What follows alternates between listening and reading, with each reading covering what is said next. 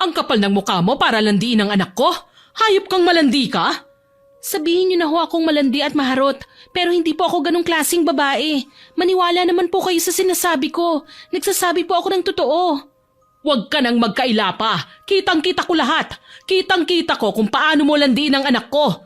Walang yaka? Bakit pati anak ko nilalandi mong gaga ka?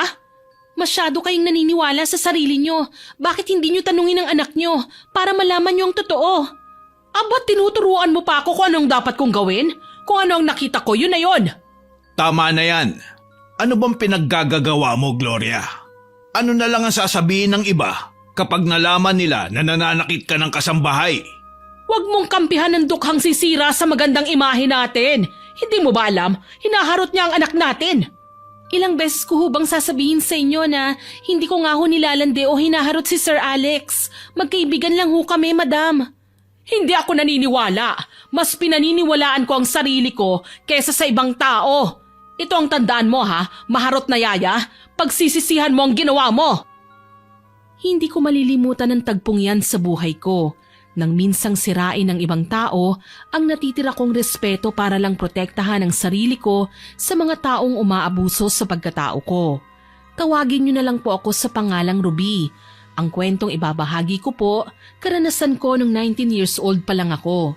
Nagsimula po ang lahat ng mamasukan po ako sa isa sa pinakamayamang pamilya sa aming lungsod. Ang naging amo ko, sobrang sungit at sobrang sigurista na si Madam Gloria. Ang asawa naman niya, si Don Emilio na kilalang mabait na tao. May anak din siya na ubod ng bait at ubod din ng gwapo kaya hindi katakatakang maraming humahanga sa kanya. At may isang kasambahay din sila na naging kaibigan ko at naging kakampi ko na si Ate Lita. Huwag kang masyadong maglalalapit kay Sir Alex. Hindi mo pa kilala ang madam natin. Huwag kang mag-alala, Ate Lita. Alam ko kung ano ako dito. Pangako hindi ko hahayaang masira sa madam natin para naman hindi ako mapagalitan. Pinapaalalahanan lang kita, Ruby ha? Para rin sa ikabubuti mo yan dahil ayoko malagay sa alanganin ng buhay mo. Salamat, ate. O sige na, nandyan na si madam. Kumilos na tayo. Agad ko namang sinunod si Ate Lita, Miss Winnie. Tahimik kami nang lumapit siya sa amin. Masungit at nakakatakot ang aura niya, kaya hindi ko maiwasang kabahan. Lita, siya na ba ang bago? Opo, madam. Siya po si Ruby. Ilang taon ka na? Hello po, ma'am. 19 years old po ako.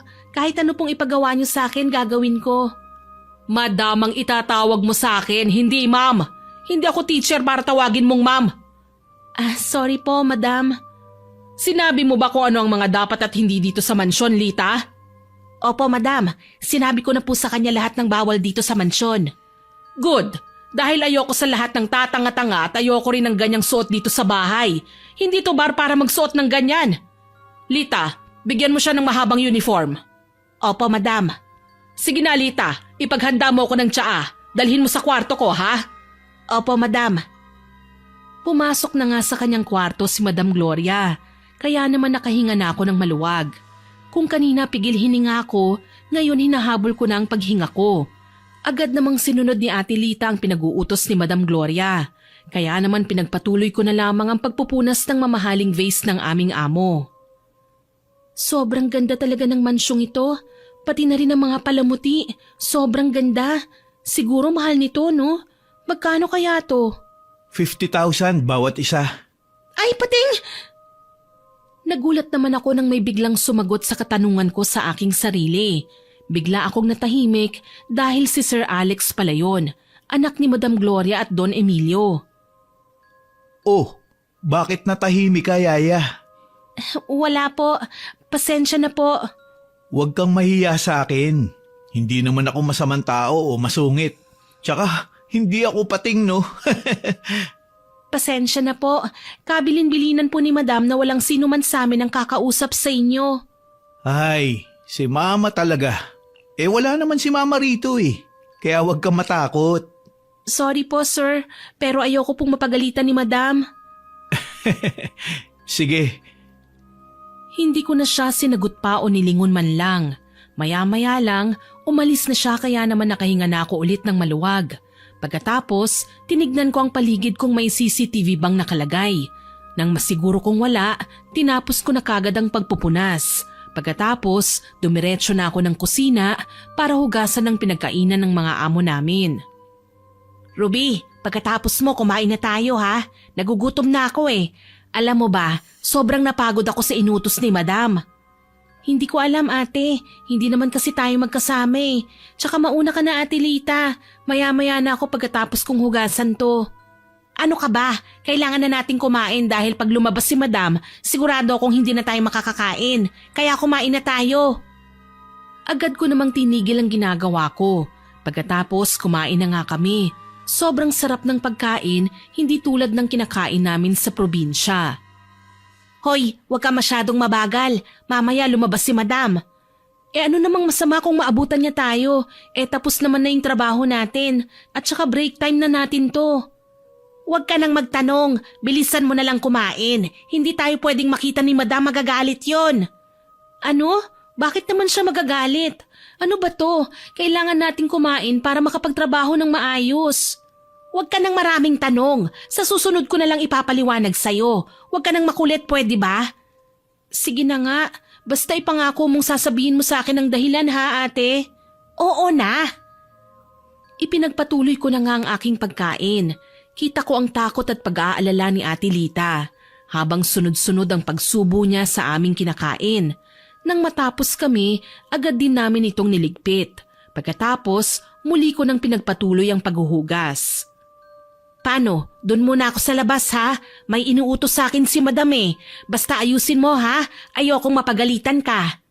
Sige ate, pagkatapos ko susunod ako sa'yo. Marami pa kasi to eh. O sige, mauna na ako ha. Baka maabutan pa akong nakatanga dito. Ayokong mapagalitan ng dragona. Ni Madam. Tumango na lang ako. Habang naguhugas ako, hindi ko maiwasan ng hindi kumanta. Sa katunayan po, Miss Winnie, kalug po akong tao eh. Kaya hindi po maiwasan ng iba na mapagkamalan akong maharot. Habang kumakanta ako, kinuha ko ang sandok at ginawa kong microphone. Nahinto lang ako nang makitang masamang nakatingin sa akin si Madam. Ay, Madam, sorry po Madam. Anong ginagawa mo, Yaya? Paano ka matatapos kung inuuna mo ang kabaliwan mo? Pasensya na po. Pwede ba tapusin mo na yan? Pagkatapos, linisin mo ang pool. Maliligo ang anak ko eh. Opo, Madam. Sorry po ulit. Sa susunod kapag oras ng trabaho, dapat trabaho lang ha? Ayoko ng ganyan. Hindi bagay. Mukha kang bulate na hindi alam ang gagawin. Opo, Madam. Sorry po. Sobrang hiya ko sa mga oras na yun. Kaya nakagat ko na lamang ang ibabang labi ko. Agad ko na ngang tinapos ang paghuhugas. Pagkatapos, nagsimula na nga akong linisin ang pool. Habang naglilinis ako, nakabantay si Madam Gloria. Bakit ba ang kupad mong kumilos, Yaya? Hindi ka naman siguro dating pagong ano? Sorry po. Muli na naman akong napahiya sa kanyang sinabi. Kaya naman binilisan ko ang paglilinis ko. Kahit na madulas pa. Pagkatapos kong linisin, muli nang nilagyan ng tubig ang pool. At maya-maya lang, dumating na nga ang anak niya na si Sir Alex. Good afternoon, anak. Mag-swimming ka na. Malinis na ang pool. Thanks, Ma. Siya nga pala. Siya pala ang bago nating maid. Oo, anak. Siyang pinalit sa nanay niya. Beautiful, Ma. Mag-iingat ka, anak ha. Ayokong mahumaling ka sa isang mababang lipad na gaya niya. Gusto kong maluha sa masakit na salita na sinabi ni Madam. Pero pinipigilan ko lang. Binilisan ko na lang ang paglilinis. Nang matapos, agad din akong umalis doon. Itinabi ko muna ang lahat ng mga gamit pagkatapos tumakbo na ako papunta sa kwarto namin. Doon umiyak ako ng umiyak hanggang sa marinig ko ang pagbukas ng pinto. Kaya naman dali-dali kong pinunasan ng luha ko. Kanina ka pa ba rito? Hindi naman ate, kapapasok ko lang dito sa loob. Umiiyak ka ba? Anong nangyari? Hindi naman ate, napuwing lang ako. Huwag ka nang magkaila pa. Alam kong umiiyak ka. Kita naman sa mga mata mo eh. Ate, kasi sobrang sakit palang magsalita ni Madam Kaya sinasabi ko sa'yo hanggat maaari, huwag kang gagawa ng ikagagalit niya. Dahil hindi lang masasakit na salita ang mararanasan mo. Anong ibig mong sabihin? Basta, kung ako sa'yo, mag-iingat ka sa bawat kilos mo. Nakamasid lang siya dito sa paligid. Sige ate. O sige na, lalabas na ako ha. Ikaw, sumunod ka ha. Sige ate. Lumabas na nga siya, Miss Winnie. Kaya naman inayos ko na rin ang aking sarili. Pagkatapos lumabas na rin ako. Pumunta ako sa sala para doon maglinis. Tanaw ko mula sa bintana ang anak ni Madam Gloria na si Sir Alex. Makisig siya at gwapo, kaya hindi ko maiwasang panoorin siya habang naliligo. Anong tinutunganga mo dyan? Ay, wala po madam. Huwag mo nga akong pinaglololoko. Alam ko namang pinanonood mo ang anak ko. Hoy, para sabihin ko sa'yo ha, hindi mo makukuha ang anak ko. Hindi sa katulad mong muchacha lang babagsak ang anak ko. Sorry po madam. Oh, bakit nandito ka pa? Alis na! Agad akong umalis roon. Sobrang sakit ng mga lumalabas sa bibig ni Madam Gloria. Nagpunta na lamang ako sa kusina para tulungan si Ate Lita. Oh, bakit ang tahimik mo? Ano na naman bang nangyari? Si Madam kasi, naiinis na talaga ako sa kanya. Tinalakan ka na naman ano? Ano bang ginawa mo? Wala, ewan ko ba, parang mainit yata ang dugo niya sa akin eh. Basta hayaan mo lang siya, huwag mo siyang intindihin. Siya lang naman basura ang pag-uugali dito eh. Tama ka nga ate, sobrang sama pala talaga ng ugali ng amo natin. Maganda nga kasing pangit naman ang demonyong ugali niya. Huwag mo masyadong lakasan ang boses mo. Mamaya marinig ka niya, nandyan lang yan sa tabi. Ate, yung anak niya na si Sir Alex, may girlfriend na ba yun? Bakit mo natanong? Huwag mong sabihin na in love ka kay Sir Alex. Naku, huwag mong tangkain, mayayari ka kay madam. Wala lang, tsaka hindi ako magkakagusto doon ano, parang itsurang playboy, mukhang hindi mapagkakatiwalaan. Ikaw talaga puro kalokohan, mabait yang si Sir Alex, hindi mo palang kasi siya nakikilalang mabuti. Totoo naman ang sinasabi ko ate, mukha naman talaga siyang chick boy, yung mga katulad niya hindi pa handa sa totoong relasyon. Akala mo lang yun. Kapag napalapit ka sa kanya, malalaman mo ang tunay niyang pagkatao. Ayoko. Mamaya magalit sa akin si madam. Simula ngayon mag-iingat na ako sa bawat kilos ko. Ayoko na kayang matalakan. Salamat naman kung ganun. Mas mabuting iwasan mo siya dahil siguradong mapapatay ka ni madam. Tegi agad? Pwede bang masasampal, masasabunutan o pagsasalitaan ng masakit na salita na lang? Basta, magseryoso ka dahil kung hindi mo magugustuhan kung ano ang gagawin sa'yo ni madam. Pinapaalalahanan lang kita, hindi ito eme-eme lang ano. Nagpatuloy lang kami sa pagkukwentuhan hanggang sa matapos kami. Kinabahan naman ako nang marinig ko ang malakas na sigaw ni madam. Tinatawag niya ang pangalan ko. Nagmamadali naman akong puntahan siya. Bakit ba ang tagal mo? Sumasakit na ang lalamunan ko kasi sigaw sa'yo. Maraming cotton buds dyan. Gumamit ka pa minsan-minsan ha? Pasensya na po madam. Katatapos ko lang ho kasing maglinis sa kusina eh. Sorry po. Ano po bang iuutos niyo? Hindi ako ang mag-uutos sa'yo. Tinatawag ka ng anak ko. Yaya ka niya, hindi ba? May ipag-uutos raw siya sa'yo. Sige po madam. Ay, sandali. Ano po yun madam? Ayusin mo ha, dahil hindi mo magugustuhan ang kaya kong gawin. Opo, madam. Agad akong umalis sa harap niya. Nagpunta ako sa labas para puntahan si Sir Alex. Nagsuswimming pa rin siya. Sir, pinapatawag niyo raw po ako. Ano pong ipag-uutos niyo? Yes, Yaya. Pinapatawag kita kay Mama. Pwede mo ba akong ikuha ng juice? Opo. Agad akong nagpunta sa kusina para ikuha siya ng juice na iniutos niya sa akin. Nang maihanda ko na, agad ko namang dinala yon kay Sir Alex. Heto na po ang juice niyo, sir. Sige, ilagay mo na lang dyan sa mesa. Salamat, Yaya ha. Tsaka huwag ka munang aalis ha. May ipag-uutos pa ako sa'yo. Sige po. Sobrang init sa pwesto ko ng mga oras na yon, Miss Winnie. Gusto ko pong umalis dahil pinagpapawisan na po ako. Alam kong tumatawa siya kaya nakaramdam ako ng inis. Dahil sa hindi ko makayanan ng init, tumakbo ko papunta sa ilalim ng puno. Hindi ko pinansin ang pagtawag niya sa akin. Sinungitan ko siya bago ako pumunta sa loob ng mansyon. Buwisit talagang antipati ko na yon. Akala niya siguro susundin ko siya. Oh, bakit ganyan ang mukha mo? Bakit taksimangot ka? Anong nangyari? Wala naman ate. Naiinis lang ako sa buwisit na kumag na yon. Sino? Si Sir Alex ano? Ay oo ate. Biruin mo, gusto niyang magbilad ako sa araw. May sayad talaga sa utak, hindi ba? Binibiro ka lang ni Sir. Kumagat ka naman kagad. Oo, utos yun eh. Siyempre kailangan sundin. Talagang si Sir Alex naman oo. Hindi ko akalaing maloloko ka niya. Anong ibig mong sabihin ate? Hay nako Ruby, sa susunod wag mo masyadong pansinin niyang si Sir Alex. Maiinis ka lang sa kanya. Ah, ganon. So pinaglololoko niya lang pala ako. Humanda siya sa akin. Oo, pero anong gagawin mo? Baka mamaya mapahamak at madamay pa ako dito ha?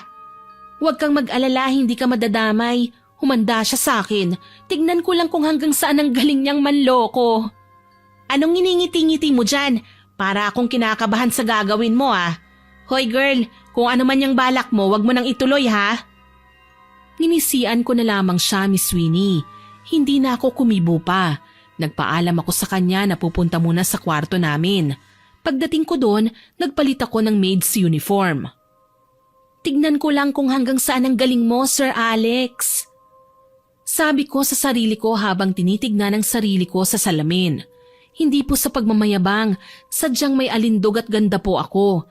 Nang magsawa na nga ako sa katitingin sa salamin, inilugay ko ang buhok ko at pagkatapos naglagay ako ng konting red lipstick na talagang bumagay sa akin. Perfect!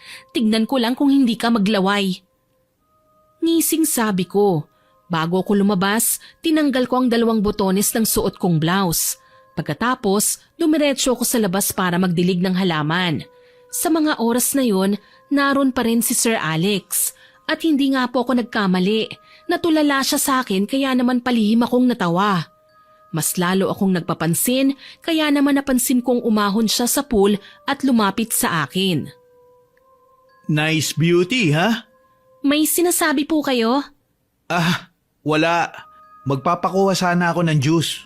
Sobrang init kasi. Mainit po ba, sir?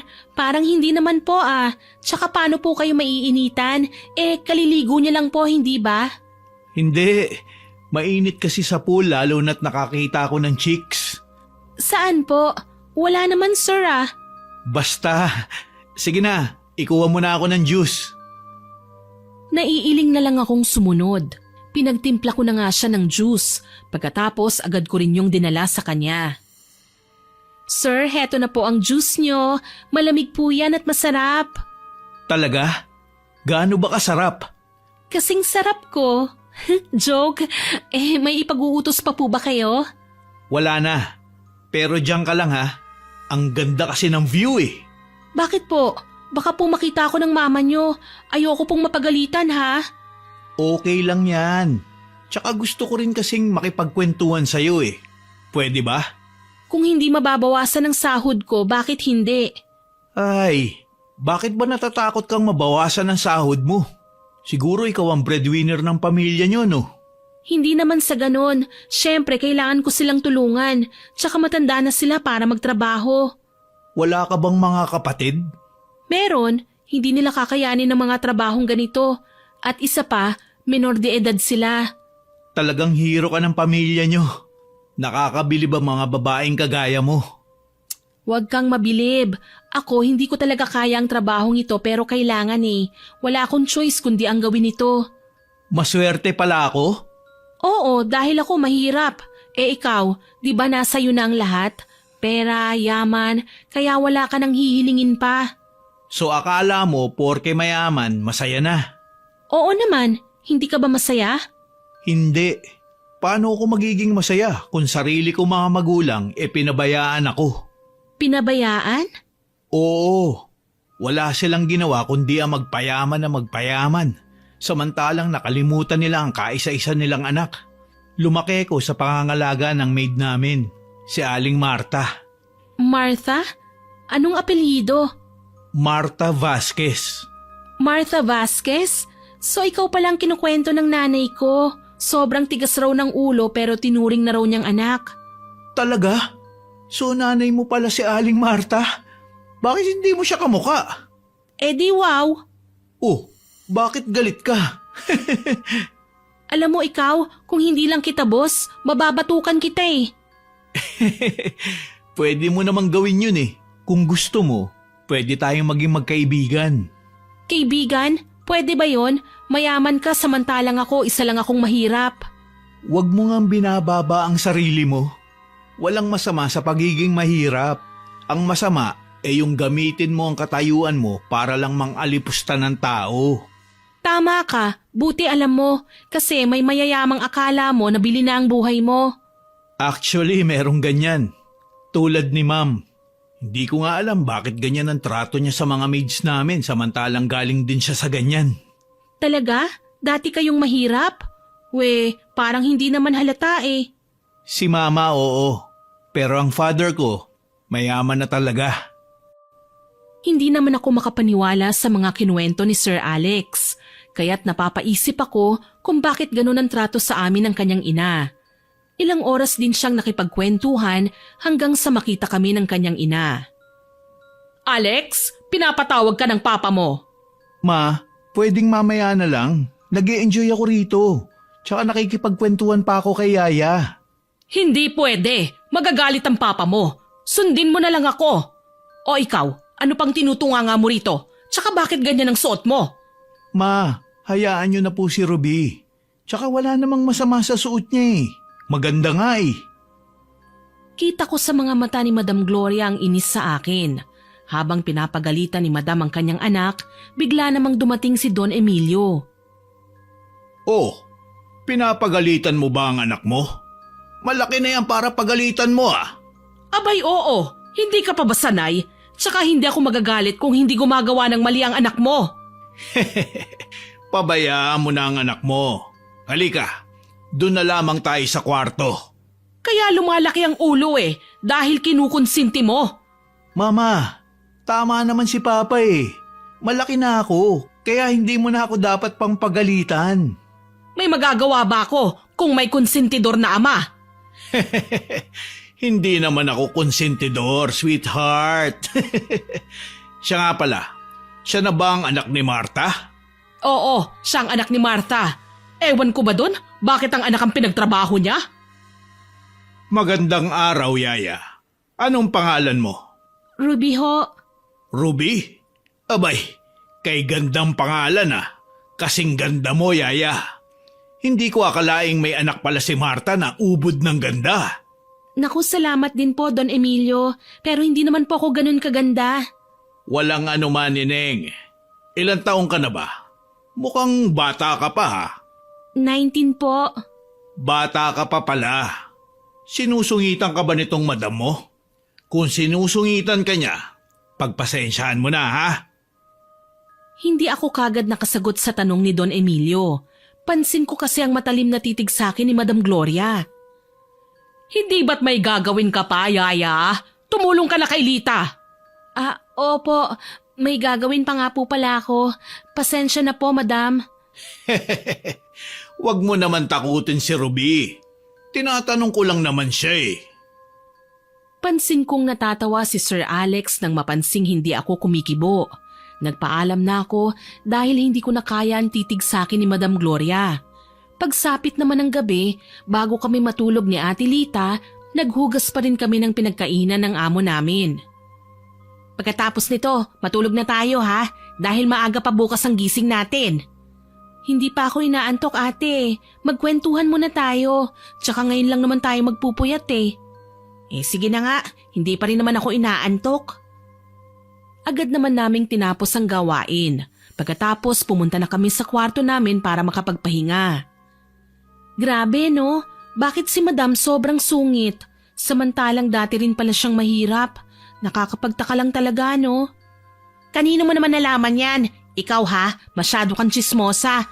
Baka makaabot sa madam natin yan, siguradong magagalit yun. Kay Sir Alex, hindi ako tsismosa ha, si Sir ang nagsabi sa akin yan. Talaga? Sinabi sa'yo ni Sir Alex? Buti sinabi niya. Oo, at hindi ko alam kung bakit. Basta nakipagkwentuhan siya sa akin kanina. Mabait naman pala siya eh. Akala ko kaugali niya si Madam. Hindi masama ang ugali niya. Mabait si Sir Alex. Ang kaugali niya si Don Emilio. Tsaka tama naman si Sir Alex eh. Nakakapagtaka nga kung bakit ganun ang trato sa atin ni Madam. Ganun siguro kapag galing ka sa kahirapan. Pag yumaman talaga ang mahirap, akala nila Diyos na sila. Grabe ka, hindi naman lahat ano. Sadyang masama lang talagang ugali ni Madam Gloria. Sinabi mo pa, akala ko pa naman pinanganak talaga siyang mayaman. Hindi naman pala. Nagtawanan kaming dalawa ni Ate Lita, Miss Winnie.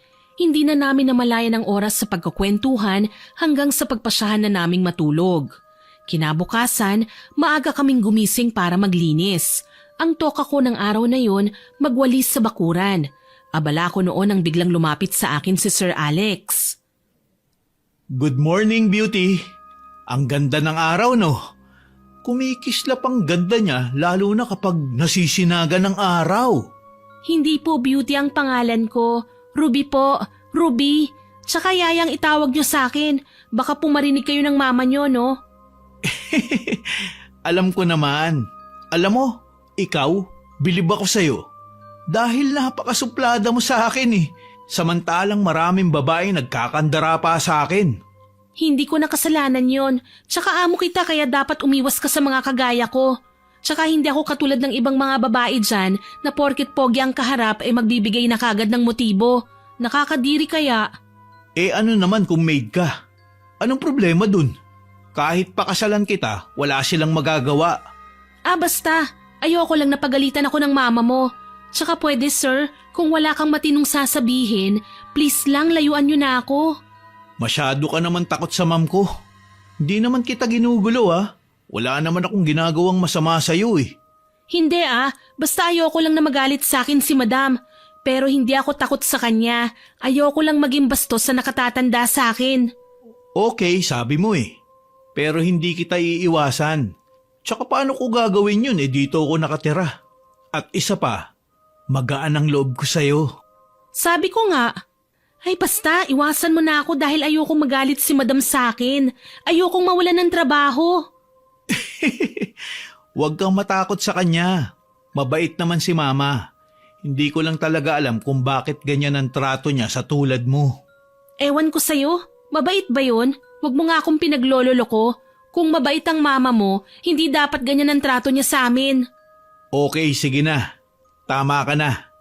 Wala naman akong magagawa kung yan ang tingin mo sa mama ko eh. Kasi yan ang pinapakita niya sa inyo. Natatawang sabi niya pagkatapos nagpaalam na siya sa akin. Dahil may lakad pa raw sila ng kanyang mga barkada. Pumasok na ako sa loob para tumulong na kay Ate Lita. Ikaw mukhang napapalapit ka na kay Sir Sinasabi ko sa'yo, huwag kang mai-in-love dyan. Masasaktan ka lang. Ano ka ba? Hindi no? Never akong mai-in-love sa tulad niya. Hindi kami bagay. Halata na kita Ayaw mo pang sabihin. Ingat ka baka hindi mo alam na nagmamasid lang si Madam sa'yo. Kahit makita pa ni Madam, wala naman kasi kaming ginagawang masama ni Sir Alex. Tsaka, hindi ko papangarapin si Sir dahil hindi ko siya ka-level. Masyado siyang mataas para abutin. Ang bagay lang sa akin yung katulad ko. Mabuti at alam mo. Tsaka hindi ka gugustuhin ni Madam na maging parte ng kanyang pamilya. Kaya wag mong hahayaang mahulog ka sa kanya. Huwag kang mag-alala ate. Kung ano man ang napapansin mo sa amin, walang namamagitan sa amin. Magkaibigan lang kami. Okay, basta lumayo-layo ka kay Sir Alex Kahit na walang namamagitan sa inyo, kapag nakita ka ni Madam, yun ang iisipin niya. Basta Ruby, mag-iingat ka na lang. Hindi mo alam kung anong klaseng tao ang amo natin. Tumango ako, Miss Winnie. Tama si Ate Lita. May iba nga akong nararamdaman kay Madam Gloria Marami na rin akong napapansin dito, lalo na nang umabot ako ng 6 na buwan. Isang araw noon, masaya kaming nagkwekwentuhan ni Sir Alex nang hindi ko sadyang mahawakan siya sa braso. Nakita kami ni Madam at galit itong nakatingin sa akin. Bakit mo hinahawakan ang braso ng anak ko? Nilalandi mo siya, no? Tanggalin mo yan dahil magkakaroon ng germs yan. Sorry po, hindi ko po sinasadya, Madam. Hindi ko po sinasadya. Hindi sinasadya. Ano ako? Bulag para hindi ko makita ang pangaharot mo sa anak ko? Ma, hindi niya ako hinaharot. Tsaka wala namang masama kung hawakan niya ang braso ko eh. Walang kaso yun. Hindi? Talaga? O sadyang nahulog ka na sa babaeng yan? Ma, magkaibigan po kami ni Ruby. Kaya huwag kayong magsalita ng masama sa kanya. Mabait siya at iba siya sa mga babaeng nakilala ko. Sorry po, madam. Pangako po, hindi na po mauulit. Huwag ka mag-sorry, Yaya. Wala kang kasalanan. Wala namang masama kung hawakan mo ang braso ko. Huwag kang makialam, Alex. Hoy babae, anong balak mo sa anak ko, ha? Kung sa tingin mo magtatagumpay ka, nagkakamali ka. Hinding-hindi ko hahayaang landiin mo ang anak ko. Hindi ko po nilalandi at hinaharot ang anak nyo. Totoo pong magkaibigan lang kami. Hindi ko po intensyon na hawakan ang braso ni Sir Alex. Aba, sumasagot ka pa? Nagulat ako nang bigla na lamang niya akong sampalin. Pakiramdam ko, matatanggal ang mga ngipin ko sa lakas ng pagkakasampal niya. Ma, bakit niyo sinaktan si Yaya? Wala naman siyang ginawang masama ah. Huwag kang makialam, Alex. Nagpipigil lang ako sa babaeng ito. Kitang-kita ko kung paano kanya harutin. Alam ko ang mga ganyang karakas. Gusto lang niyang makaalis sa pagiging mahirap. Hindi nyo naman po kailangan gawin yun eh. Wala po kayong karapatang saktan ako dahil hindi ko po kayo magulang. May karapatan akong manakit dahil nasa pamamahay kita. Kung ayaw mo rito, lumayas ka. Binabayaran nyo lang po ang serbisyo ko, hindi ang pagkatao ko. Madam, tao po ako, nasasaktan. Hindi po ako hayop para ituring yung ganyan. Ah, ganon? Nagulat ako nang bigla niya na lamang hablutin ang buhok ko. Hindi ako kagad nakabawi dahil sa tindi ng pagkakasabunot niya sa akin. Maging si Sir Alex at Ate Lita man, hindi nila kayang pigilan si Madam. Ano? Hindi lang ito ang matatanggap mo. Subukan mong harutin o landiin ang anak ko, hindi lang sa bunot ang mararanasan mo. Tama na, Ma. Masyado niyo nang sinasaktan si Yaya. Madam, tama na po. Nasasaktan na po si Ruby eh. Huwag kang makialam ha, kung ayaw niyong madamay sa galit ko. Madam, sorry na po. Hindi ko po talaga nilalandi si Sir Alex. Huwag ka nang magkaila pa. Matagal na kitang sinusubaybayan. Ang taas naman ng pangarap mo. Gusto mong akitin ng anak ko? Para ano? Para makapasok ka sa marangyang buhay? Mas lalo niyang diniina ng pagkakasabunot niya sa akin. Hindi lang yon ang naranasan ko, pati na rin ang masasakit na salita. Naawat lamang si Madam Gloria nang dumating si Don Emilio. Anong kaguluhan to? Bakit mo sinasaktan ang Yaya natin? Dahil sa gulat ni Madam Gloria, nagawa niyang bitiwan ang buhok ko. Agad namang lumapit sa akin si Ate Lita na noon ay nag-aalala sa akin. Ah, sweetheart, kanina ka pa ba? Halika, magmerienda ka muna. Huwag mo kong matawag-tawag na sweetheart. Bakit mo siya sinasaktan? Tinuturuan ko lang naman siya ng leksyon eh, dahil nilalandi niya ang anak natin. Totoo ba yun, Alex? Hindi pa. Ang totoo po, magkaibigan kami ni Ruby. Tsaka, hindi niya po ako nilalandi. Wala naman pala eh. Bakit mo sinasaktan si Ruby? Talagang gusto mo bang sirain ang pangalan ng pamilya natin? Natahimik na lamang si Madam Gloria. Maya-maya lumapit sa akin si Don Emilio.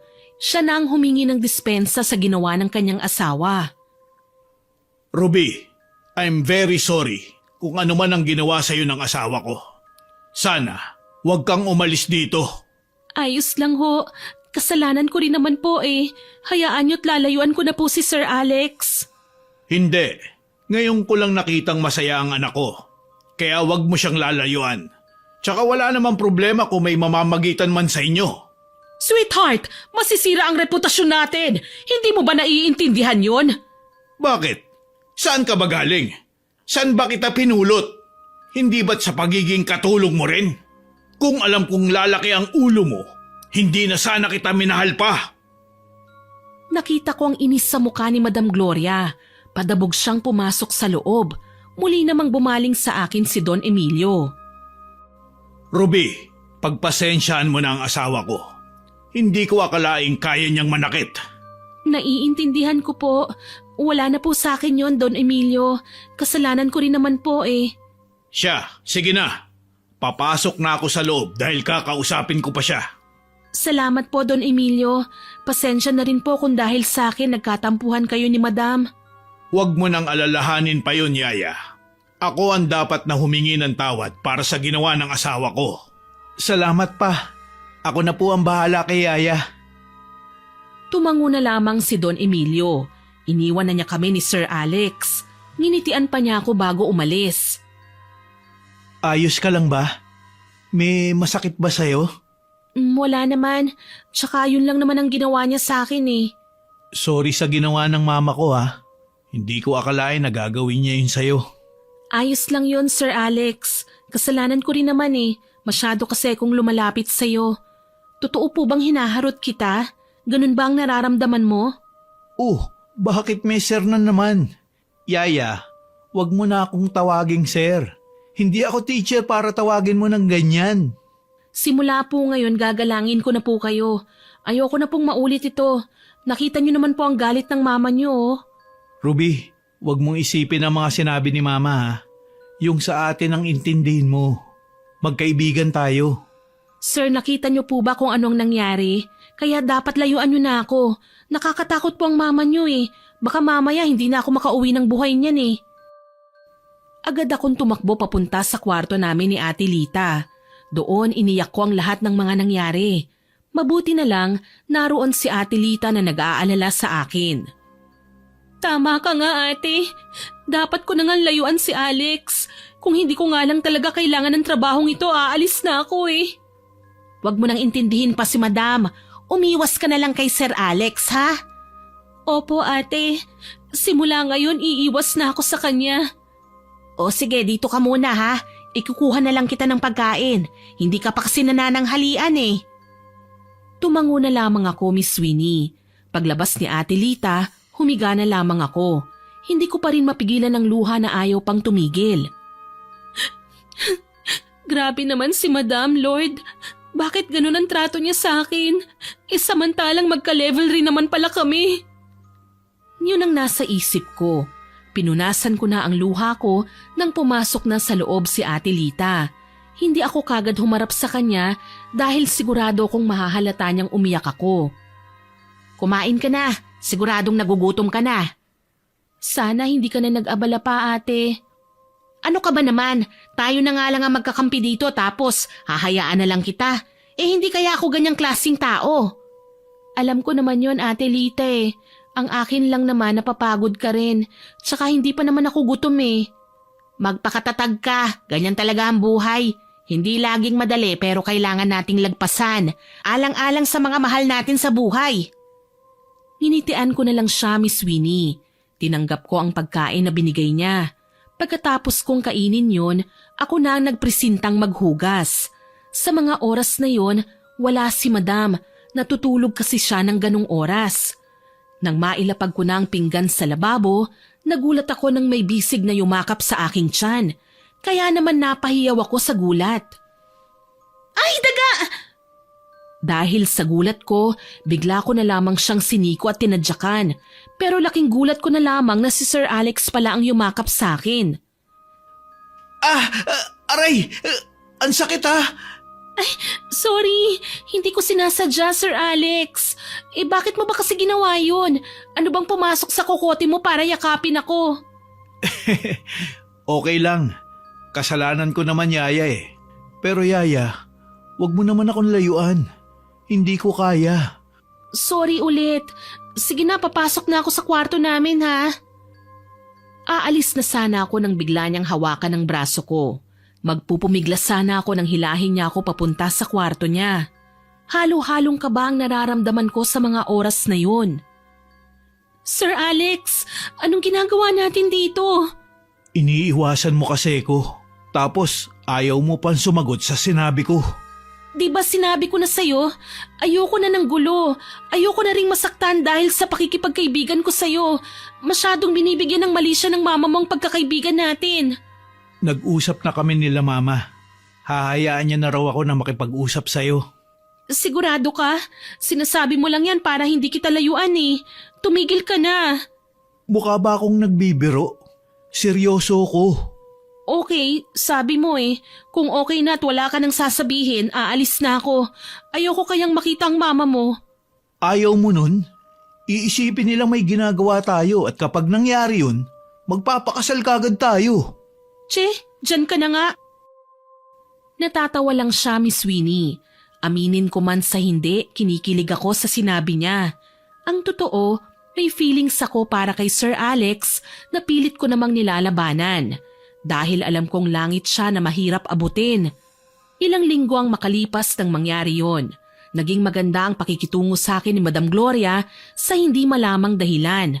Ang iniisip ko noon, baka natauhan na siya kaya naman naging panatag na ako. Yaya, halika. Samahan mo akong kumain. Nagugutom na kasi ako Hala siya, alam mo Sir Alex, kumain ka na lang ng mag-isa. Gusto ko ngang kumain kasama ka. Siguro kung mag-asawa na tayo, ang saya na magkasama tayong kumakain. Huwag ka ngang magsalita ng ganyan, hindi ka ba naaalibadbaran? Hindi. Wala namang kasing masama sa sinabi ko Bakit? Meron ba? Alam mo ikaw, kung hindi lang talaga kita boss, makakatikim ka sa akin Pwede naman. Kaso, magpapakasal tayo agad. Ewan ko sa'yo, kung ano-anong kabaliwan kasi ang pumapasok dyan sa utak mo Puwera biro Gusto sana kitang tanungin. Kaso, baka magalit ka Ano ba yun? Sabihin mo na. Nagka-boyfriend ka na ba? Bakit ganyan ang tanong mo? Wala lang. Masama ba? Wala pa. Since birth. Os? Sa ganda mong yan, wala ka pang boyfriend? Wala pa nga. Tsaka anong masama dun? Good girl ka pala. Pero teka, hindi lang naman yan ang itatanong ko Pansin ko kasing pumapayat ka. Totoo? Pumayat ako lalo? Oo. Hindi ka ba kumakain? Kumakain pero ng mga nakaraang linggo, parang nawalan ako ng ganas sa pagkain Parang may kakaiba akong nararamdaman. Hindi ko lang maipaliwanag. Magpakonsulta ka na kaya sa doktor para malaman kung ano ang dahilan. Ano ka ba, sir? Okay lang yan kasama sa buhay ang pumayat dahil sa stress. Mas lumalim ang pagkakaibigan naming dalawa ni Sir Alex. Ayaw na niyang tawagin ko siyang sir, kaya naman tinatawag ko na lamang siya sa kanyang pangalan. Pero ramdam kong hindi ito nagustuhan ng kanyang ina at kasabay noon ang pagkakaroon ko ng kakaibang nararamdaman. Sobrang bigat na halos hindi ako pinapatulog. Unti-unti na rin akong nangangayayat dahil nawalan na ako ng ganas sa pagkain. Hindi ka na naman kakain. Ano bang nangyayari sa'yo? Hindi ko nga rin alam ate Basta isang araw, gumising na lang ako na may kakaibang nararamdaman. Pwede ba yun? Baka naman buntis ka. Baka ayaw mo lang aminin dahil si Sir Alex ang nakabuntis sa'yo. Hala, grabe ka talaga sa akin. Hindi ganun yun ate. Tsaka hindi ako pakawalang babae Kahit napansin yung hinaharot ko si Alex, hindi kaya ganun yun. Bilang isang kaibigan, normal lang ang ganung bagay. Kung ako sa'yo, magpa-check up ka na. Baka stress lang yan o di kaya pagod lang yan. Hindi siguro ganun ate. Basta sa bawat araw na dumadaan, paiba-ibang mga nararamdaman ko. Mas lalong bumibigat ang pakiramdam ko at para bang may nakapasan. Hala, wag mong sabihin sa akin na nakakasense ka ng momo. Ikaw talaga ate masyado mo naman tinatakot ang sarili mo Walang ganon, basta may kakaiba. May araw pa ngang hindi ako makalakad, hindi ba? Ano kaya ang nangyayari sa'yo? Hayaan mo na, baka tama ka nga Ate Lita. Baka pagod nga lang ito. Ang mabuti pa, kalimutan na lang natin ito. Tara na nga't lumabas na tayo. Walang nagawa si Ate Lita kundi ang sumunod sa akin palabas. Kailangan ko pa rin kumilos dahil yun naman talaga ang trabaho ko. Habang lumilipas ang oras, palala ng palala ang nararamdaman ko. Hindi ko maramdaman ang mga paa ko, kaya naman bigla na lang akong nataob sa aking kinatatayuan. Ano nangyari? Hindi ako makalakad. Hindi ko maramdaman ang mga paa ko. Dadalhin na kita sa ospital. Binuhat at kaagad na sinakay ako ni Alex sa kanyang kotse. Mabilis niyang minaneho yon, kaya naman agad kaming nakarating doon. Chinek ako ng doktor na naroon pero wala siyang nakitang sakit o sanhi ng nararamdaman kong yun. Ano bang nangyayari sa akin? Kung wala naman pala akong sakit, bakit ganito ang nararamdaman ko? Huwag kang mag-alala. Maghahanap tayo ng magagaling na doktor at espesyalista. Mahalaga ka sa akin kaya hindi ko hayaang masaktan ka. Salamat pero hindi mo naman kailangan gawin yun eh. At isa pa, wala akong pambayad sa'yo. Pinoproblema ko nga tong pambayad dito sa ospital eh. Siguradong masyashort na naman ako nito. Huwag mo nang alalahanin pa ang gastos. Ako na ang bahala sa lahat. Ang importante, agad malaman kung ano man ang nararamdaman mong yan. Nagpasalamat naman ako kay Alex, Miss Winnie. Sa ilang linggo kong nanatili sa ospital, siya ang nag-alaga sa akin. Tinutuo nga niya ang paghahanap ng mga magagaling na doktor at espesyalista. Pero ang lahat, bigong makita kung ano ang sanhi ng aking karamdaman. Wala na talagang pag-asang makalakad ako ulit. Huwag mong sabihin yan. Gagaling ka at makakalakad kang muli. Sabihin mo kung paano, ilang doktor at espesyalista na bang tumingin sa akin? Di ba ang lahat sa kanila wala namang makita? Bakit ba ako pinapahirapan ng ganito? Wala naman akong ibang ginawa kundi ang maging mabuting tao eh. Niyakap ako ni Alex, Miss Winnie. Pakiramdam ko, gumuho na ang mundo ko nang maisip ko na wala na akong pag-asang makalakad pa. Iniyak ko na lang ng iniyak ang luha sa kanyang damit, hanggang sa hindi ko na namalayang nawala na pala ako ng malay. Paggising ko, wala na siya sa aking tabi. Si Ate Lita na lamang ang naroon. Mabuti at gising ka na. Kumusta ang pakiramdam mo? Hindi ko alam, Ate Lita. Nawawalan na ako ng ganang mabuhay eh. Huwag mo ngang sabihin yan. Teka, ano yung nasa braso mo? Bakit may mga sugat? Saan ang galing yan? Hindi ko alam, ate.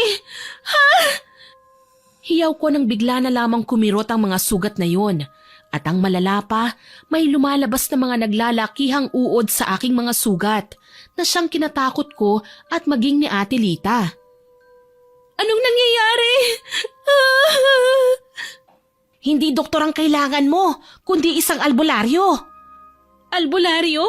Anong albularyo? Ngayon ko lang narinig yun. Tulungan mo ko ate, natatakot ako. Dahil sa nerbiyos sa takot, nawalan ulit ako ng malay.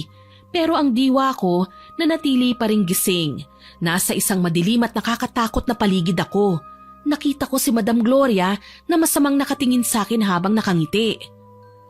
Masaya ka ba sa nararanasan mo ngayon? Madam, nasan po ako? Narito ka sa tabi ko bilang isang walang kwentang kaluluwa. Kaluluwa?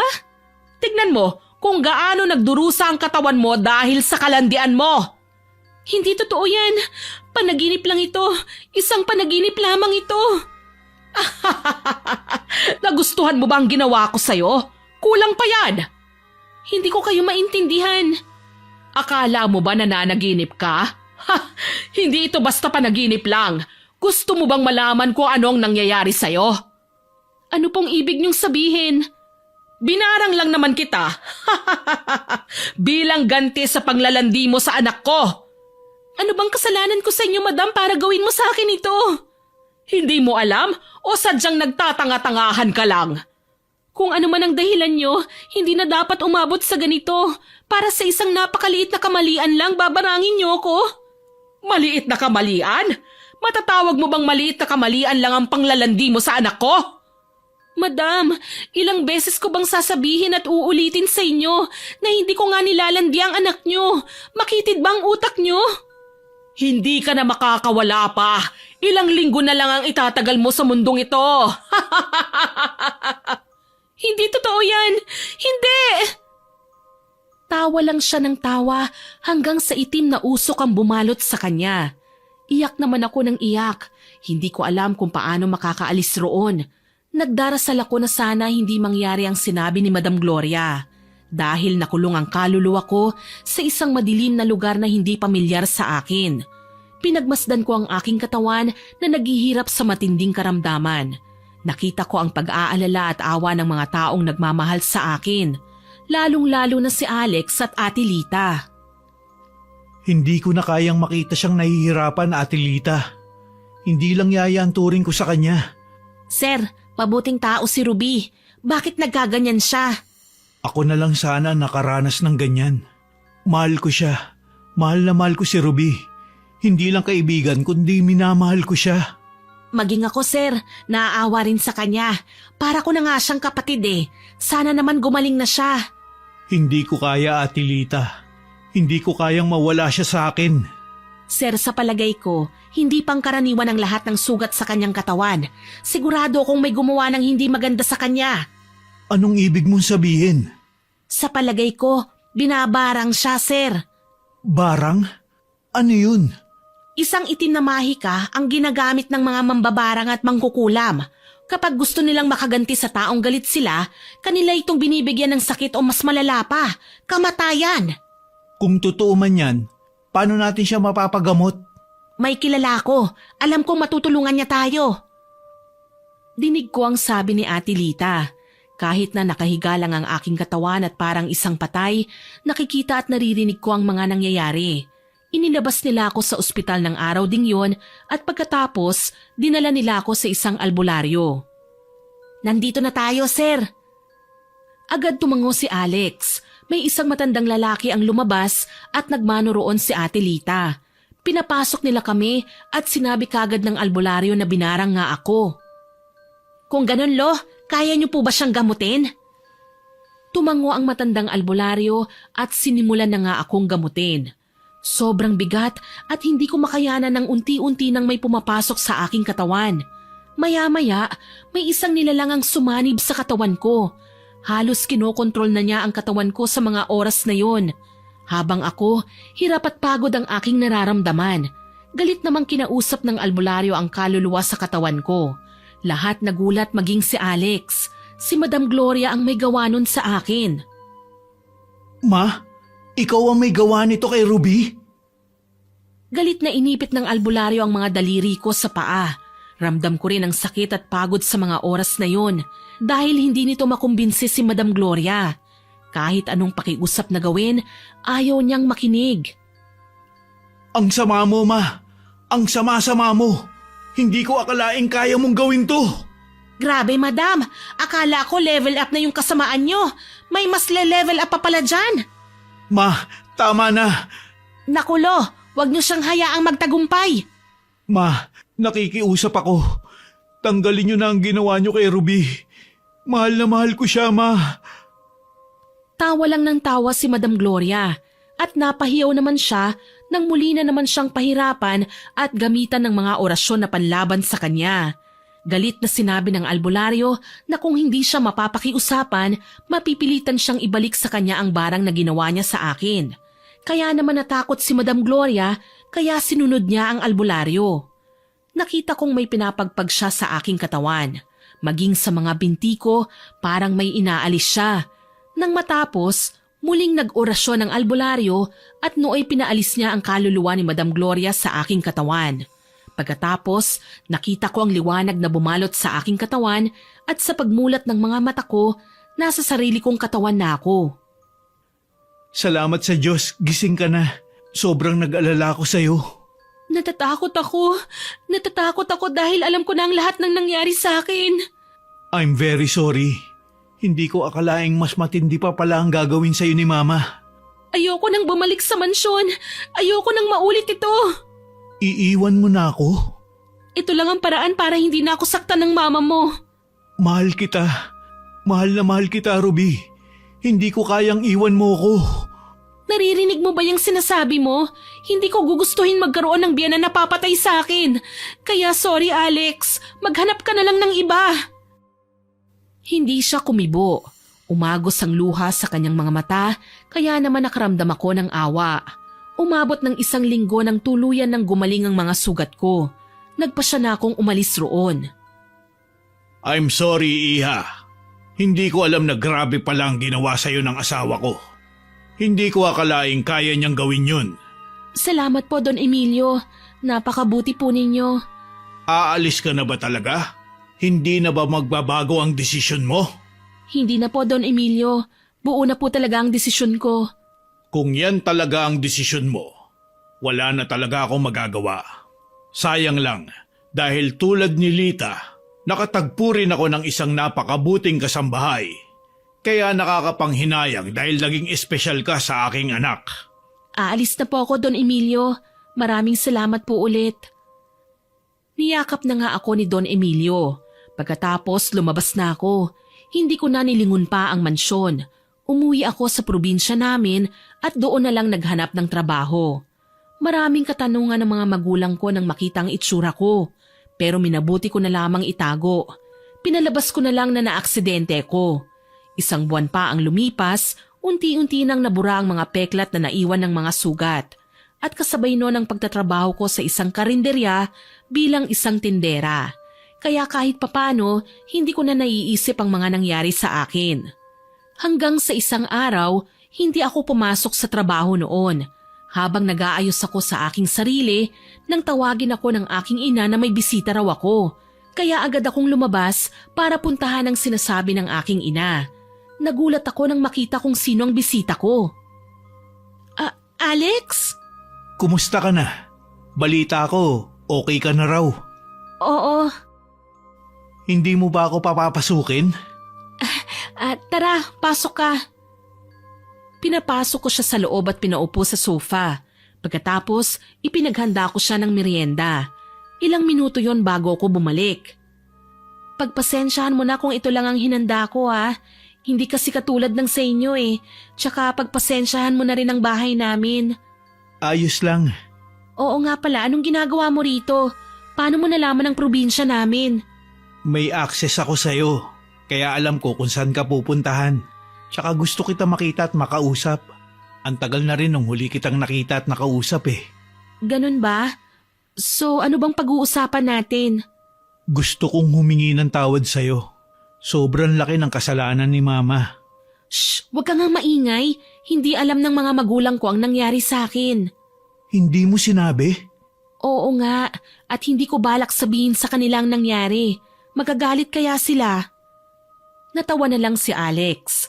Mabuti na lamang umalis na si nanay at tatay ng mga oras na yon. May mga trabaho din kasi sila eh. Thank you ah. Para saan? Dahil tinanggap mo ako rito. Kahit na may ginawang masama sa'yo si Mama. Hindi naman ikaw ang mama mo kaya tinanggap kita rito. Tsaka pasensya na. Ayokong mag-expect ka na patatawarin ko siya. Grabe kaya ang ginawa ng mama mo. Okay lang. Naiintindihan ko naman. Tsaka hindi yun ang pinunta ko. Eh kung hindi yun, ano? Anong pinunta mo rito? Yung sa atin. Gusto kong magsimula ulit. Gusto kitang ligawan at ipakita ko sa'yo na karapat-dapat ako para sa'yo. Naku, parang ang hirap ng gusto mo. Pwedeng-pwede tayo kung hindi ka mayaman at kung hindi mo mamayang si Madam Gloria. Hindi naman siyang pakikisamahan mo. Ako naman eh. Tsaka wala akong pakialam kung mayaman ako at mahirap ka. Hindi naman kabawasan yun eh.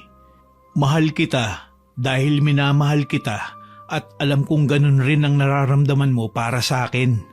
Che, kaya nagagalit sa akin ng mama mo eh dahil dyan sa kalokohan mo.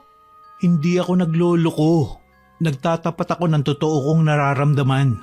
Wala akong balak na lokohin at saktan ka.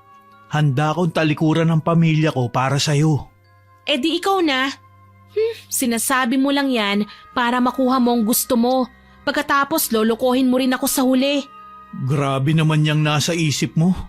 Kailangan pa ba ng proof para mapatunayan ko sa'yong mahal kita? Hindi na kailangan. Gusto ko lang maging aware ka sa mga pwedeng mangyari. Kalimutan mo na ang iniisip mong yan. Ikaw ang Miss Universe ng buhay ko. At hinding-hindi magbabago yun. Kung gusto mo, hindi na ako uuwi sa amin. Dito na lang ako. Kasama mo. Sira, parang ewan to. Baka gusto mong ipakulong kami ng mama mo. Hindi mangyayari yun. Trust me. Hindi naman niya alam kung nasan tayo at kung malaman niya man, handa kitang ipaglaban. Wala akong masabi, Miss Winnie. Kinakabahan ako at kinikilig. Wala akong magawa kundi ang pumayag sa gusto niya. Lalo na nang magsabi siya sa aking mga magulang. Sa gulat naman nila, wala rin silang nagawa kundi ang pumayag. Nandito ka lang pala. Kanina pa kasi kita hinahanap eh. Alex, umuwi ka na lang kaya sa inyo. Ayoko nang maulit ang nangyari eh. Huwag kang matakot. Nandito lang ako sa tabi mo. Hindi kita pababayaan at handa kitang ipaglaban. Niyakap niya ako. Ang totoo po, walang araw na hindi ko nararamdaman ang kaba. Lumipas pa ang ilang buwan, sinagot ko na siya at nagpa siya kaming magsama ng kaming dalawa lang. Abala ko sa pagluluto isang araw noon, akala ko noon si Alex ang dumating. Pero mali ako, nakaramdam ako ng takot nang makita ang madilim na aura ni Madam Gloria. Madam Gloria? Mabuti at nakikilala mo pa ako. Anong ginagawa niyo rito? Paano niyo nalaman kung nasan kami?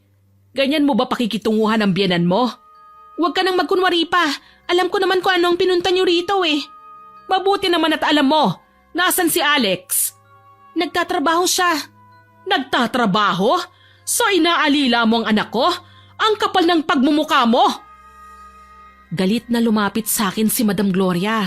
Sinampal at sinabunutan niya ako na hindi ko naman kagad na paghandaan. Aray! Tama na! Hindi kita titigilan hanggat hindi ka natatauhan! Tama na! Buntis ako! Dahil sa sinabi ko, bigla na lamang niyang binitiwan ang buhok ko. Nakita ko ang pagkabigla sa kanyang muka. Hindi to pwede. Ipalaglag mo yan. Hindi pwedeng magkaroon ng basura sa pamilya namin. Bakit ko naman gagawin yon? Anak ko ito kaya wala kang karapatang utusan na ipalaglag ko ang sarili kong anak. May karapatan ako dahil nanay ako ng anak ko. Nilandi mo lang naman siya kaya nga nakuha mo siya eh. Hoy, wala ka sa inyo kaya wala kang karapatang magsalita laban sa akin. Kaya ayaw sa inyo ng anak nyo dahil ang sama nyo eh. Matapang ka na ha? Porke nasa yung anak ko, nasa iyo na nga talaga siya. Ito ang itatak mo dyan sa mahina mong kukote. Hindi mo pagmamayari ang anak ko at ayokong magkaroon ng apo ng galing sa maruming katulad mo. Dahil sa inis ko, sinampal ko siya. Alam kong hindi tama pero kailangan at nasaksihan niyo ni Alex. Hindi lahat ng matanda kailangan respetuhin. Ang isang katulad niyo, hindi dapat mahalin. Kaya hindi ako magtataka kung bakit kayo tinalikuran ni Alex eh. Ma, ano nangyari, mahal? May masakit ba sa'yo? Alex, talagang pinagpalit mo na ang mama mo sa isang babaeng basura lang?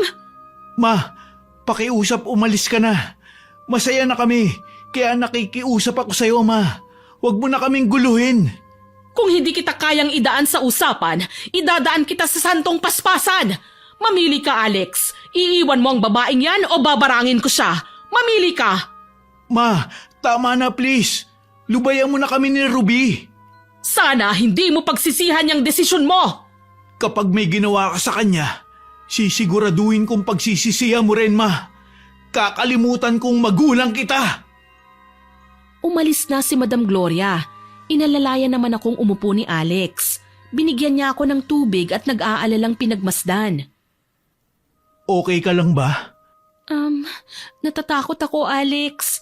Natatakot ako na madamay pati ang anak natin. Anak? Oo, Alex. Buntis ako. Magiging tatay na ako? Oo nga, pero natatakot ako na baka may gawing hindi maganda sa akin ng mama mo. Hindi ko hayaang masaktan ka ulit. Niyakap niya ako. Nagtiwala na lang ako at nagdasal na sana walang gawing masama sa akin si Madam Gloria. Habang lumilipas ang araw, mas lalong tumitindi ang kaba na nararamdaman ko. At tama nga ako, Miss Winnie. Isang gabi noon, bigla na lamang akong nagising nang biglang kumirot ang aking tiyan. Ang sakit! Alex! Ano nangyari? Anong masakit sa'yo? Hindi ko alam, Alex! Halika na, dadalhin na kita sa ospital. Agad niya akong binuhat at sinakay sa sasakyan. Halos paliparin na niya ang sasakyan kaya mabilis kaming nakarating sa pinakamalapit na ospital. Nang masuri ako ng doktor, wala naman silang kahit anong makitang mali sa aking katawan. Ruby, kailangan kitang iwan dito. May pupuntahan lang ako. Babalik din ako ng mga ilang araw. Huwag mo naman akong iwan, oh. Baka hindi ka na bumalik. Magtiwala ka lang sa akin. Hinding-hindi kita iiwan. Hinding-hindi ko gagawin yun lalo na't may anak na tayo. Pwede wag mo akong iwan. Hindi ko kayang mag-isa. Natatakot ako, Alex. Huwag kang mag-alala. Pupunta naman dito ang nanay mo. Talaga? Bumalik ka, ha? Mangako ka sa akin. Nangangako ako. Mahal na mahal kita kaya walang dahilan para iwan kita. Niyakap niya ako at hinalikan sa noo. Pagkatapos, umalis na siya. Natatakot man ako na pwede niya akong hindi balikan, nagtitiwala ako na hindi niya kayang gawin yon sa akin. Pagsapit ng gabi, dumating na ang aking mga magulang.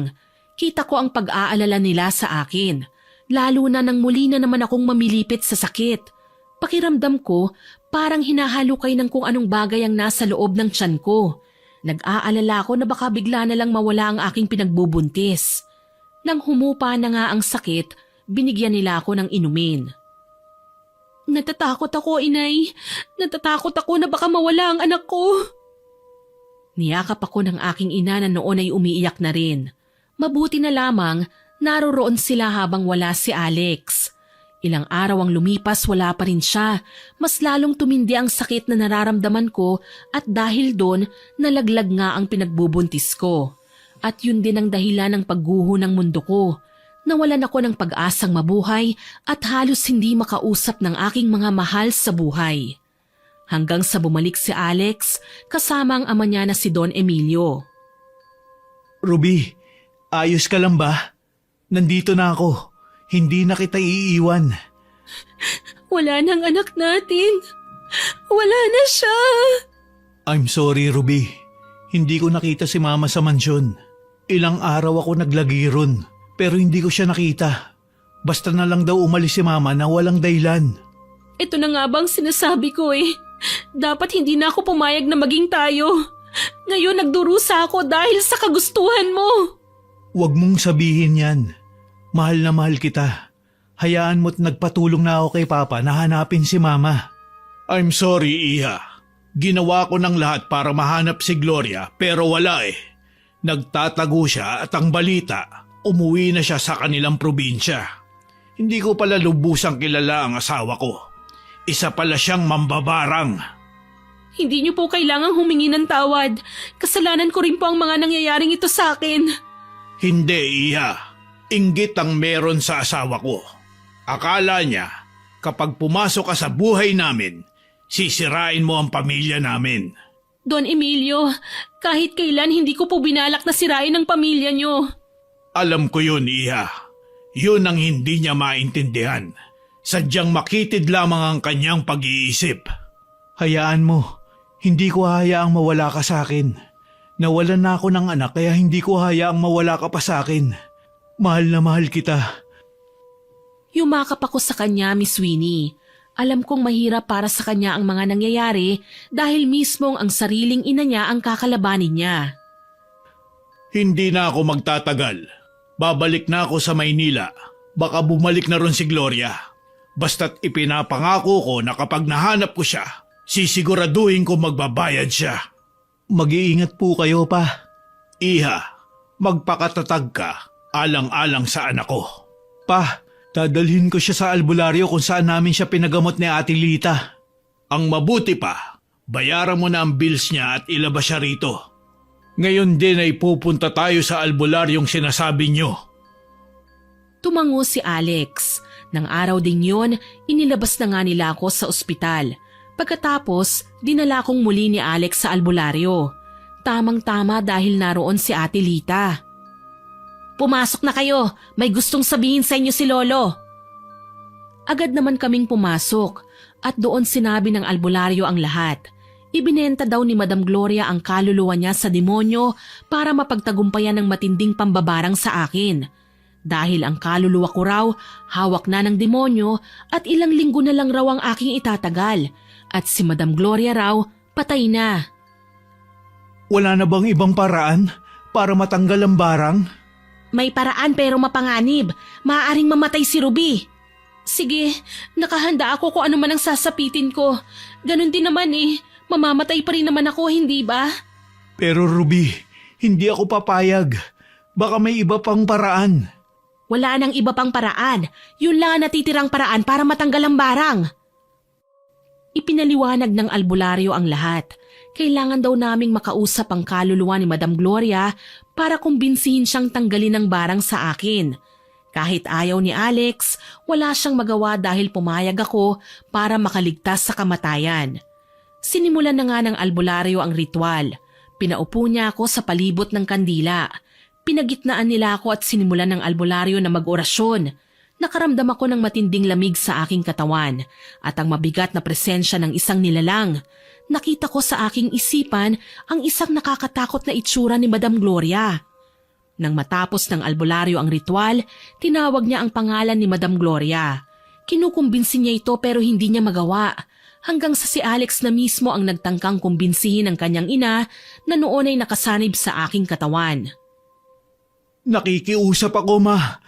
Pakawalan mo na si Ruby. Kung talagang mahal mo ko bilang anak, tanggalin mo na ang barang. Pero ayaw pa rin ni Madam Gloria. Nangihina na ako dahil dalawa kaming nasa iisang katawan. Kaya naman napilitan ng albularyo na gamitan siya ng mas malakas na orasyon na siyang dahilan ng paghiyaw niya sa sakit. Ma, nakikiusap ako. Pakawalan mo na si Ruby. Wala siyang ginawang masama sa inyo. Ma, mahal ko siya at mahal ko rin kayo. Ayoko mamili sa inyo. Dahil sa sinabi ni Alex, naramdaman kong umalis si Madam Gloria sa aking katawan. Kaya naman nakahinga ako ng maluwag.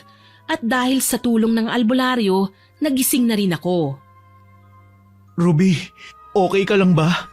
Siya na ba talaga si Ruby? Umalis siya, Alex. Pero hindi pa rin siya nakukumbinse. Mukhang malabong tanggalin ni Madam ang barang. Nakikiusap po ako, Lolo. Gawin niyo ang lahat para kay Ruby.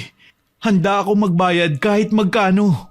Nako sir, hindi nagpapabayad si Lolo. Ayaw niya sa mga ganyan. Ang gusto niya lang ay makatulong. Huwag niyo pong isipin na bayad yun. Isipin niyo na lang po na bilang pasasalamat ko na lang. Basta gawin niyo lang po ang lahat para kay Ruby. Tumango ang albularyo. Hindi niya ako pinauwi para mabantayan ako kung sakaling may gagawin na namang hindi maganda si Madam Gloria. Lumipas ang mga araw at linggo, mas lalo akong nanghihina. Ni ayaw ko na rin kumain na labis namang ikinabahala ng aking mga mahal sa buhay, lalong-lalo na si Alex. Ruby, magpakatatag ka. Labanan mo. Alam kong kaya mo yan. Nahihirapan na ako, Alex. Parang anumang sandali bibigay na ako. Huwag mong sabihin yan. Hindi ko kaya. Hindi ko kakayanan kapag nawala ka. Huwag mong sabihin yan, Ruby. Marami kaming nagmamahal sa'yo kaya labanan mo. Anong gagawin natin? Kailangan matanggal na ang barang. Kung hindi natin siya makukumbinse, kailangan ni Lolo na gawin ang mas matinding laban nang sa ganon makalaya na si Ruby. Walang nagawa si Alex kundi ang pumayag. Muli na namang nagretwal ang albularyo. Sa pagkakataong yun, hindi niya na pinapasok pa ang kaluluwa ni Madam Gloria. Habang nagre-ritual ang albularyo, bigla na lamang humangi ng ubod lakas. Halos magkabasagan ng mga gamit na naroon kasabay ng mabilis na pagbigkas ng mga orasyon ng albularyo. Mas lalong tumitindi ang sakit na nararamdaman ko. Pero dahil sa pag-alalay sa akin ni Alex, nakakaya ko ang lahat. Hanggang sa maramdaman na lang namin na mas lalong bumigat ang presensya dahil naroon na raw ang demonyo na kukuha sa kaluluwa ko. Pero dahil sa tatag at determinasyon ng albularyo, nagawa niyang talunin ang kaluluwa ni Madam Gloria at ng demonyo. Kaya naman nakalaya ako sa barang na ginawa sa akin ni Madam Gloria.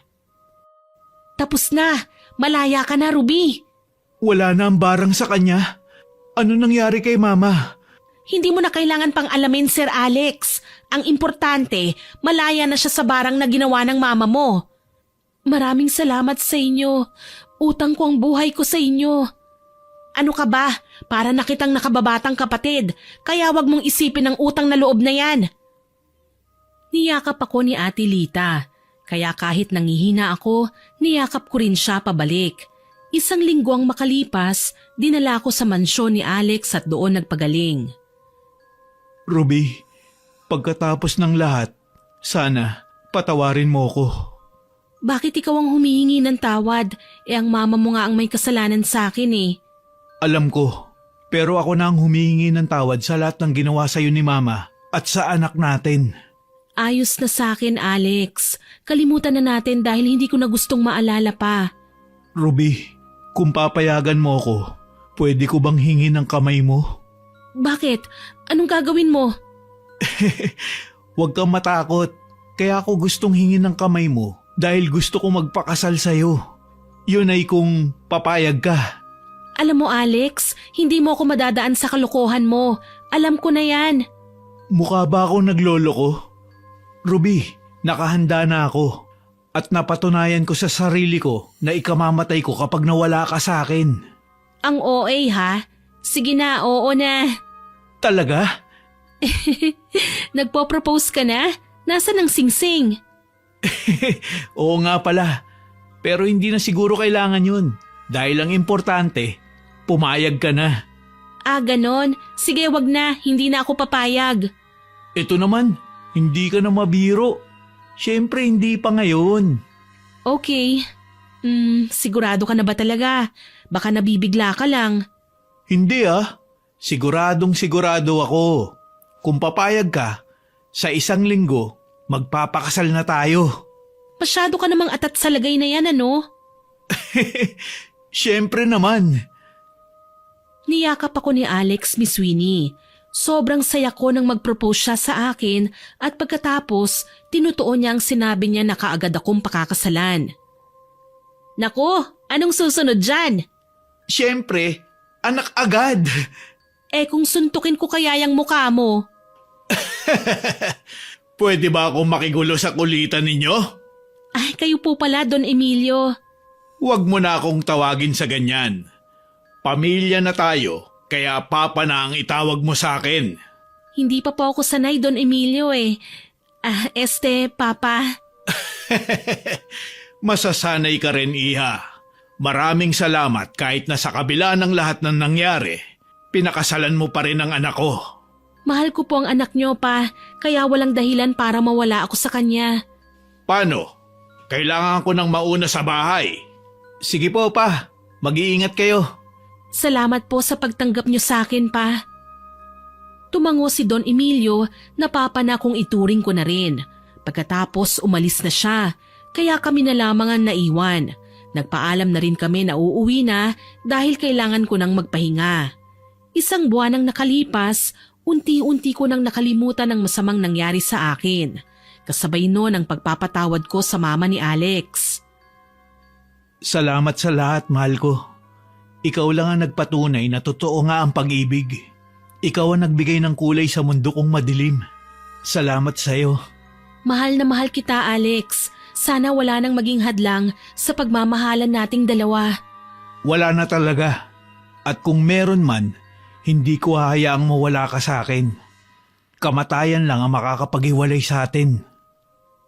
Sobrang saya ko nang marinig mula sa minamahal ko ang salitang yun. Sa ngayon po, Miss Winnie, may 3 na po kaming anak. 2 babae at 1 lalaki. At si Ate Lita, hindi na po siya nagsisilbi sa amin dahil nakahanap na siya ng AFAM. Hoy Ruby, dumalo ka sa kasal namin ni AFAM ha? Oo naman, kailan ba? Sa makalawa na, huwag kang mawawala kayo ni Alex dahil ikaw ang bridesmaid ko. Taray ha, siya sige pupunta kami. Promise mo yan ha, hihintayin kita. Oo nga, basta mag-anak kayo kagad ha. Wala na akong ibang mahihiling dahil sa wakas, naging maganda ang buhay ko sa kabila ng lahat ng pinagdaanan ko sa buhay. Ang papa naman ni Alex na si Don Emilio nakapag-asawang muli ng isang magandang babae. At sa pagkakataong yun, sobrang bait at maalaga siya sa kanya. At ang natutunan ko po sa karanasan ko, matuto tayong magpatawad at huwag maiinggit sa kapwa. Tulad na lamang ni Madam Gloria na ginawa ang lahat para sirain ang buhay ko nang dahil lang sa kanyang maling akala. Na ako'y isang maharot na yaya dahil sa pag-aakalang nais kong agawin ang kayamanan niya na ibinigay lang din naman sa kanya ng kanyang asawa. Sana po ay nagustuhan niyo ang aking ibinahaging kwento. Pero bago ko po tapusin ito, hindi ito makukumpleto ng walang shoutout. Shoutout po kay Rica Apolonio from Sarangani Province, kay Manang Inday at kay Ma'am Olive sa MRT, kay August Madla II at kay Nanay Rose, kay Meldy from Malaysia, kay Micaela Mesa, shoutout din po kay Nene De Lola, Rose Ann Martin, kay Nancy Makasakit, kay Larry Manguera, kay Edith Makasakit from Tarlac City, kay Bing Gomez from Davao City, kay Aksa Andrade, hello din po kay Carol Manzano Abrigo, kay Arlene Badilla, kay Rhea Niniel from Cebu, kay Jen Ocon from Leyte, kay Heidi Tan from Italy, shoutout din po kay Yasden Love, kay Geraldine Rubio at sa Lariba at Rubio family, kay Jennifer Lopez at sa Muhammad Eatery dyan sa Arellano Street, kay Ronron at sa Tupe family from Midsayap, North Cotabato, hello din po kay Josefina Fuelias, kay Delia at Alex Catu from Muntinlupa, kay Margarita Galang from Qatar, kay Maribeth Peldonan, kay George Ativo at sa Ativo, Navales at Cajeda family, kay Marisa Palana, kay Mary Jane Sabino, sa mama ni Rialyn Belda na nasa Saudi, kay Rosemary Casonete, kay Ma'am Rosalina Bugayon at sa husband niyang si Sir Richard.